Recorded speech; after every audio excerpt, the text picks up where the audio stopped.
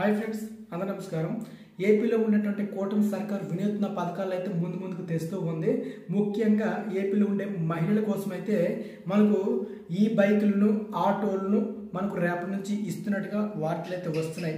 అసలు ఏంటి ఈ బైకులు, ఆటోలు, దీనికి సంబంధించిన పూర్తి వివరాలు ఏంటి, అందరికి ఇస్తున్నారా, ఎవరెవరికి ఇస్తున్నారు, ఎప్పటి నుంచి ఇస్తున్నారు, రాష్ట్ర వ్యాప్తంగా ఎలాంటి ఈ రూల్స్ పెట్టబోతున్నారు అనేది అయితే చూద్దాం. బైకులు అలాగే ఆటోలు కూడా దీనికి మేర సమాచారం మనకు వచ్చింది. అప్డేట్స్ ప్రకారం చదివి వినిపిస్తాను. దయచేసి వీడియో మీరు ఎక్కడ స్కిప్ చేయకుండా చూడండి. ఈ ఇన్ఫర్మేషన్ చాలా తక్కువగా ఉన్నా సరే మీకు ఇన్ఫర్మేషన్ చాలా లెంతీ నిమిషంలో తక్కువలో చెప్పేస్తాను అనమాట. అయితే ఫ్రెండ్స్, ఫస్ట్ టైం మీరు చూస్తే ఛానల్ని ఇప్పుడే సబ్స్క్రైబ్ చేసి సపోర్ట్ చేస్తుండండి. అయితే వచ్చిన వివరాలు మనకు చూస్తే, మహిళా రైడర్లకు రేపు బైకులు, ఆటోలు పంపిణీ. అంతర్జాతీయ మహిళా దినోత్సవం సందర్భంగా రేపు ప్రభుత్వం వినూత్నంగా ఒక కార్యక్రమాన్ని అయితే ప్రారంభించబోతోంది.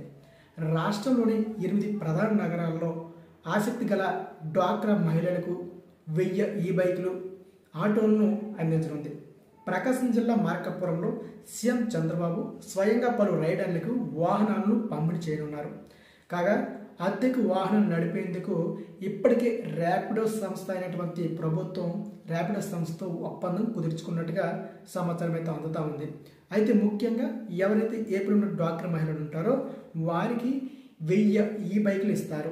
అలాగే ఆటోలు కూడా అందిస్తుంది. వారి యొక్క అవసరాల మేరకు వినియోగించుకున్న వారు ఈ ఒక పథకాన్ని మీరు వినియోగించుకుని తీసుకోవచ్చు అనమాట. రేపు అంతర్జాతీయ మహిళా దినోత్సవం సందర్భంగానే ప్రారంభించేస్తున్నారు.